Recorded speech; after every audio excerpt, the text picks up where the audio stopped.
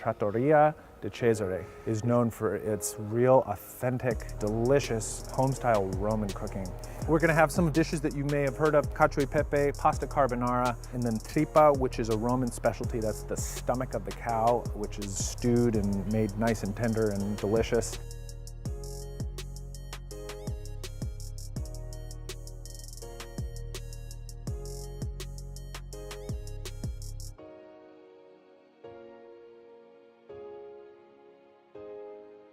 La cucina tradizionale è la tradizione della tua casa, e poi io ho la tradizione della mia casa. La signora che abita di sopra ha la sua tradizione.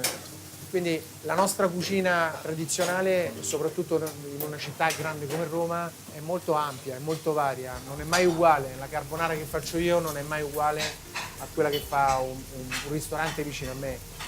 L'interpretazione è personale, no? È molto legata ai ricordi di infanzia, ai ricordi di quando io ero bambino, mangiavo la carbonara in un certo modo, e quando la cucino faccio in base al mio ricordo del gusto, di come la mangiavo quando ero bambino.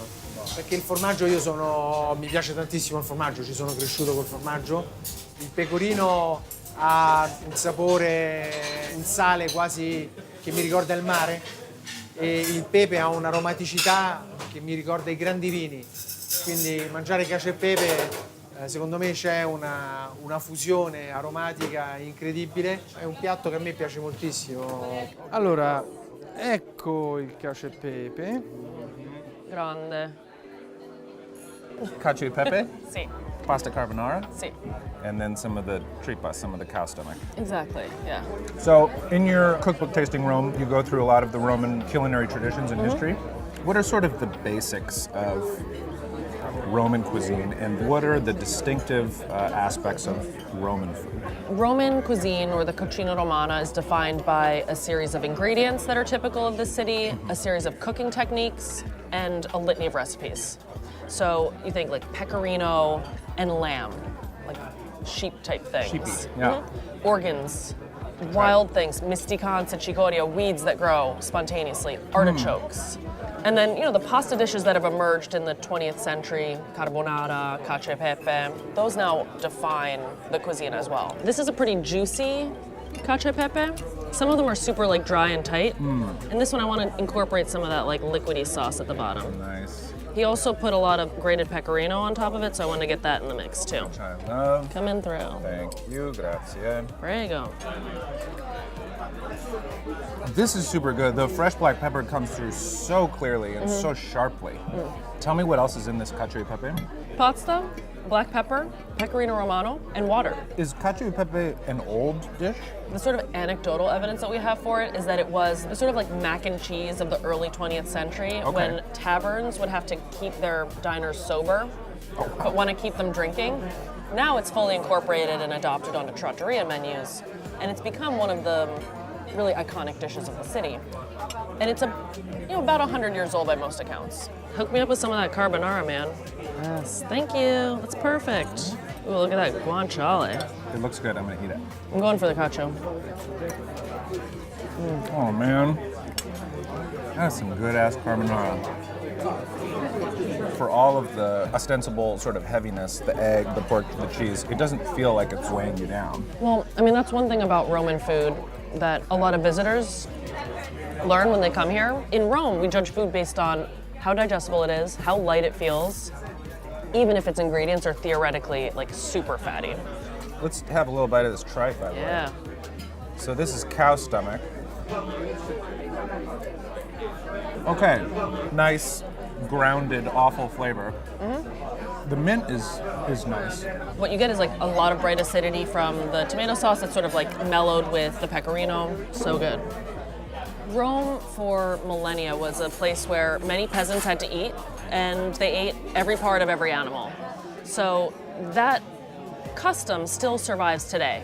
We don't eat everything to the same extent that we used to. If I go to my butcher, I don't have to pay for sheep's heads and brains. They just give them away. There's not really? demand. Okay. But there are definitely pork cuts and organs that are certainly part of home cooking and definitely restaurant cooking, and tripe is one of them.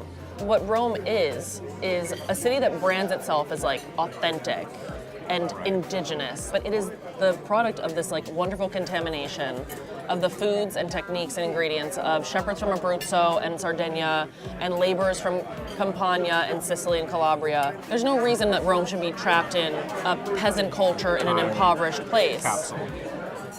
It's a city that evolves just like any other. My understanding is that these pasta dishes, while they look fabulous and they taste amazing, they're affordable. They're for the people. It's not something that's out of reach for your average citizen. No, I mean, in New York or Los Angeles, you would pay sometimes $30 for cacio e pepe, and it's unusual to find cacio e pepe for more than 10 or 12 euros, so uber affordable, especially for the quantity of pasta and the quality of ingredients.